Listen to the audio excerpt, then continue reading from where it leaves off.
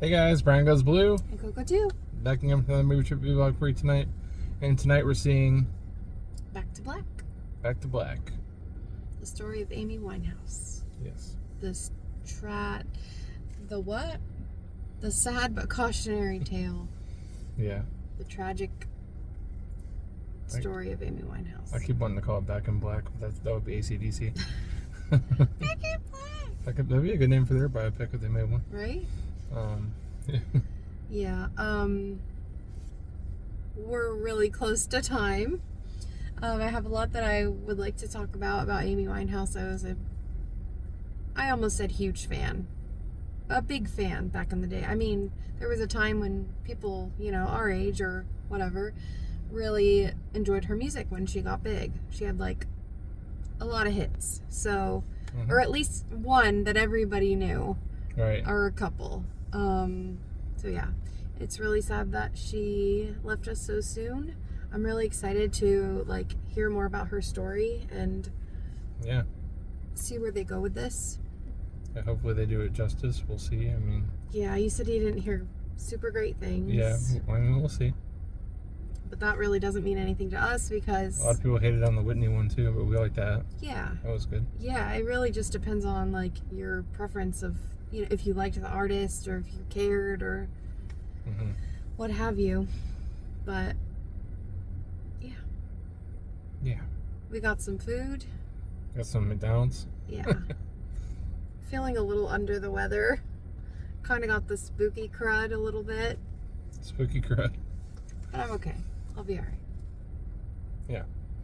So you want to head in there and see what this one's all about? Yeah, we're going to go smuggle our food in. Smuggle our food in underneath our blanket. Like we do. And then smuggle our popcorn we got in yesterday and smuggle our drinks in and smuggle it all. Smuggle my cough drops in. Yeah. Anyway. Smuggle alert. Oh, because we say snuggle. Our weather guy says snuggle alert when it's cold outside. So yeah, smuggle alert. That was cute. Yeah. I like that. So we're going to get in there and check it out. Yeah, and I took notes. She's got some notes.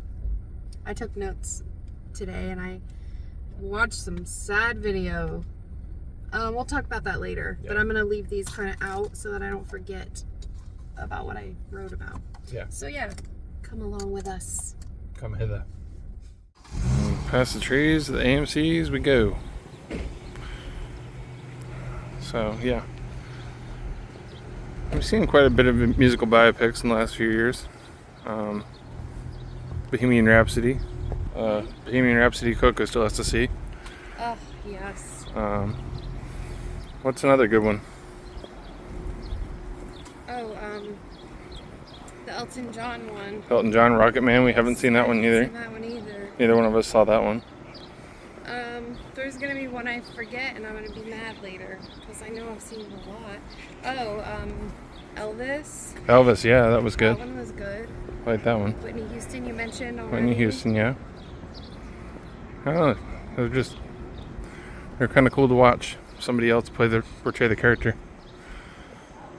Yeah, we're going in. I'll see you soon. All right, y'all. So we just got out of seeing Back to Black. We'll tell you our thoughts in the car. And right next to it, we have The Strangers and Furiosa, two of our other movies we're going to see soon. Yeah. And we're back in the car. Not too shabby. Not too shabby. Earlier than the last movie we saw. Yeah, it's only 11. Only 11? No, what was it? 10:50. 1? Yeah, we strolled around. That was last night. We hang around the theater for a minute, use the bathroom, wait till the credits end, walk around, check out posters and stuff before we get in the car. So we're lingerers. We're lingerers. Oh my gosh. I loved it so much. I absolutely adore this movie. I'll just come right out and say that. What did you think? I thought it was good. I know you don't absolutely adore it, but it was definitely dark and deep, and definitely an R-rated biopic. So I wouldn't recommend this for the kiddos. A lot of F-bombs and a lot of drugs and definitely a lot of alcohol. And sex and nudity. A little bit of nudity, not crazy. Yep. But what a ride. And it might throw people off that they call cigarettes fags in this. So yeah. But yeah, they do that. That's a London, UK. Yeah, and they like loosely throw around the C word as well, So. which I love. Back to Black. So there's no spoilers in this that we can possibly give because it's just her story. Unfortunately, we all know the sad ending that happened. But I was very pleased that, like, you know, I did a little research today, just kind of refreshing my memory on her life and certain things. But, like, I'm so glad that they went from, like, just before she got big to, unfortunately, the end. And, little spoiler, if you're going to see the movie, the ending is not anything, like, horrific or, well, I don't mean it like it's not horrific. They don't show anything. She's not, like, passed out in her bed. You know, it's nothing like that. It's not like dramatic. They're not showing her funeral and all that. No, it's just a very beautiful ending in her nice apartment and like in the timeline of things. There are some things that were left out, but I think it was done tastefully. And they probably did that to just honor her. I agree. So like and then I know you said that her father was pushing her and stuff to be on stage, but I don't feel like she was pushing him that much. He was pushing her that much. Whoever had like pull and sway in this movie the way that they wanted it to be shown, it would appear that he had just had her best interest at heart. And I don't have an opinion about it because I don't really know. I'm sure people do know, but like in this particular film, there was no like, oh, we're gonna push her out on stage. Actually, in this film, there's really one show where she's kind of acting a fool, but like nothing like the real one that I showed you today, the last show. So that's one of my little notes I took. I had the displeasure of, is that even a word? Yeah. Of watching her last show, and it was in Serbia, Belgrade, Serbia, in June 18th of 2011 was the last time that she was on stage. And I showed him maybe a minute of it, and that's all he really needed to see. She died July 23rd, 2011. So she died a month later. Okay. So, you know, people say she had this long stretch of sobriety before she died, and it's true. She actually had gone 2 weeks sober. She was doing really well. And then all of a sudden... 2 weeks? Yeah, but I mean, that's a huge for an alcoholic to be clean and sober from drugs, alcohol, everything. She was clean. And she was doing, according to her friends and family, she was doing so well. And then, boom, the amount, you can look it up. I looked it up. I don't remember the numbers. But, like, her blood alcohol volume was, like, insane. She got alcohol poisoning. That's how she ended up. That's how she died. But, it's just so sad because it's like she was really trying to get her stuff together. And then still, like, that's what took her out. Yeah. So very sad. She was 27 years old, so that put her in the 27 club, which if you know that there's, you know, it's Kurt Cobain, Jimi Hendrix, right? Janis Joplin, Jim Morrison. There's so many. It's not like an official. It's just people say Might as well be at the this 27. Point. Yeah, and it goes back to like the 30s and 40s. Really, like that's when it started. You know, these are the big names that. Well, in the 30s and 40s, people died a lot younger too. So yeah, they were passing away a lot younger. That's kind of just like what I wrote was basically those little facts there. She was born September 14th of 83. So she was 27 when she died. She'd be 40 right now. God rest her soul. Who was the actress that played her? Oh my gosh. You didn't write down her name? I didn't write down her name. Oh. And I don't... Oh wait, yes, I have my phone. I'll look as you talk about what you thought about the movie. Because I do want to mention her name. Yeah. I mean, whenever we see her, she's rising to fame, basically. She goes to this bar and meets Blake, her boyfriend. Blake. You know, the pocket tattoo. Yeah. Blake. Yeah. Blake. So she meets him at the kind of playing pool with him and stuff, and he's listening to her music, and stuff like that. So, he just pretty much introduces her to a world of alcohol and a little harder drugs, like well, but to be fair, Yeah. well, yeah, harder, but to be fair, I will say there were little nods that they gave us, like in the opening scene, she's just at a family gathering or whatever, and she's just having a glass of wine. It's very innocent, but there are little nods to like, and I love the foreshadowing. I just, it's my favorite thing in movies. I don't know if I've ever mentioned that on camera. Foreshadowing is my favorite, and I love calling them out, and I love picking and choosing. I'm like, oh, that's foreshadowing, but not really foreshadowing because we know what ended up happening. But anyways, she just has a glass of wine in her hand, and was that her aunt? I think it was her aunt, or maybe just a close family friend. I don't know. But she reaches for the bottle to get some more, and her aunt, or Nan, she grabs the bottle and she's like, I'll take this. So there's just little things like that where she had tendencies. She definitely had tendencies on her own. But yeah, he got her into the crack and the heroin. She was addicted to crack and heroin for quite some time, and then got clean of that. The alcohol was always going to be her demise. Yeah, they don't show her shooting up or anything like that. No, they do show like a crack rock and the pipe. God, but the alcohol is really just what got her. And I think this is really sad too. She does say in one scene that she gets really nervous on the stage. Yeah. And like very nervous. And so I think that drinking and letting loose, having a few before, would get her just loosened up, and then calms her nerves, calms her, and then she gets addicted to that. She likes who she is and how she feels on it. Yeah, and then obviously after the show, they're gonna, she's gonna drink to celebrate the show, and then it just spirals out of control. And she couldn't handle it. I mean, I did look up like her height and weight and her, her stats and stuff, and she was like maybe $110. So somebody like going that hard, like she couldn't. There were scenes that showing her getting sick, like she almost always, she'd go on a binge or whatever, black out, and she was always getting sick. That said she was bulimic too. Yeah. Yeah. Who's his actress? Marissa Abella. Marissa Abella. And it said that she was in, oh my god, she almost looks unrecognizable.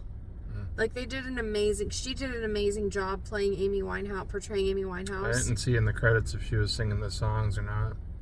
Oh yeah. I always like to do that, but. Oh yeah, because it sounded like Amy Winehouse. She had to have in some of the scenes, Yeah, well, and like I wonder if that's her real accent, or because we saw that Marissa Abella was in Barbie, but we don't know. Oh, she was Teen Talk Barbie in the movie, or just in a random scene or something. Yeah, just probably like a face actor or something. I don't know, but excuse me, I got a little thing going on. I want to see if she actually singing. Sorry, I have to like Google this. So, oh god, the soundtrack was amazing. All of the main songs that you guys know, or we know, or whatever, or that you've heard, were in the movie. But it had such a classy, like these songs I was recognizing, these like old standards in the background scenes. There was a lot that I noticed. Yeah. Loved that. Yeah.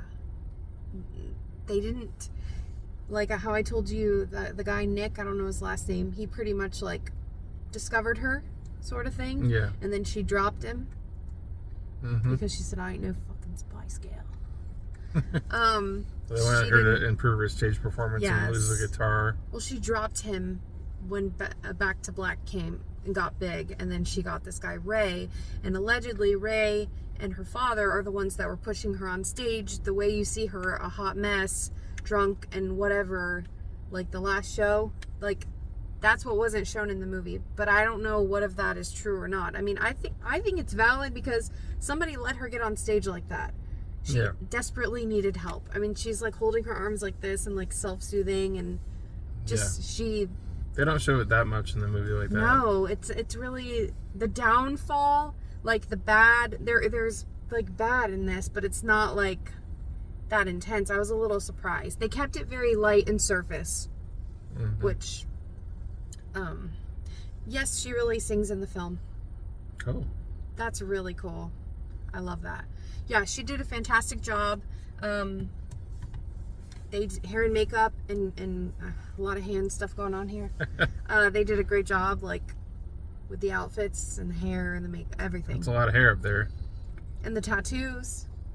I thought it was cool how they like showed her getting the tattoos, like what the meaning was behind each one. Like they showed her like getting the ink as something happened. Yeah, they did. We don't have a lot of background about her life. You know, about like her sadness and this, and like she touches on her mom being sick and not being well, but they don't get into that at all. In fact, they didn't even say in the movie. Her mother, I think, is still living, had MS. They said that she had lung cancer. That was Nan. Oh, that was Nan. That was in her mom. Oh, okay. Yeah, so she wasn't as close to her mom, I think, as Nan. And I think Cynthia was her aunt, or that's who she was closest to. But for me, this was like such an emotional movie. I was always a big fan of Amy Winehouse, especially during that time. And then hearing of her passing, I remember that being like a pretty crushing, you know, like celebrity death. You know, the ones that like hit you hard. That was definitely one. So yeah. Yeah. I really, really enjoyed this movie a lot. I think I'll give it 4. 4.5. Okay. 4.5. I'm gonna give it a 3. Ooh. What? Yikes. It's not, Just kidding. it's not No, bad. it's not bad. It's good. This movie had me like tunnel vision. I was like honed in. I'll get a little distracted in movies. I've talked about that before. I was honed in too. How I'm like, thinking of other stuff. I was totally into it. I love when a movie can pull me in like that and just totally pull me out of myself. Yeah. And it totally did. Even though it's a 3 for me, it's still like an Oscar performance. Yeah. Like, it's really a great performance. Oh, absolutely. And the fact now that we know she sang. Yeah. So good. Amy Winehouse was just such a badass, okay? Can we talk about it for a second? She didn't take any shit from anybody. She knew who she was. She turned down a contract right off the bat because she's like, nope, that's not what I want. Mm-hmm. I love that about her. We see that she's got this longing for marriage and children, and God, she never got that. She never got to have children. Mm-mm. Heartbreaking. Absolutely heartbreaking. But, you know, only the good die young, so. Yeah. My favorite Amy Winehouse song is Valerie. And she sang it in this. She did sing it, oh my God. She did the whole, like, because that recording in that studio where she did the interview and then she, like, sang that is, like, one of the most popular versions of her singing Valerie. Little fun fact. And there's another one where she sang it on Howard Stern. And it was just, like, amazing. That's one of my favorite karaoke songs to do. And in fact, when I go sing karaoke with people, I'm like, what should I sing? And I say, like, I want to do an upbeat song. They always say Valerie. That's crazy. She was on Howard Stern. Really? Yeah. I think it was Howard Stern. I'm pretty sure that she sang it on there. I don't know.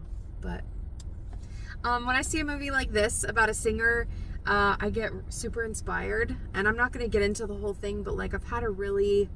it's been a really weird day as far as, like, myself with, like, my music journey. So this movie has me feeling, like, super inspired. So now you're gonna sing. Yeah, now I'm gonna sing. There's no, like, not in the video now. Not in the video now. But no, there's been a lot of, like, signs and symbols all day around me, like, hinting towards that, and I kind of had, like, an itch to, like, maybe I'll post a video and sing. I've kind of done it here and there, so but if you're in our area and you see Coco karaoke, you know she's gonna sing her ass off. Yeah, pretty much. No, I'm thinking I'm not gonna say what I'm gonna do. Yeah. Because badasses don't do that. They just do it. Just do it. So yeah, stay after the previews. You don't have to stay after the credits. No. We did, because that's what we do. But yeah, I'm super glad that we got out to see this before it left the theaters. Yeah, before it went back to black. Oh, yeah. Yeah, I don't know what that meant there, but I said it. Yeah. Yeah, Brian Goes Blue. And Coco too. Signing off. Bye. Bye.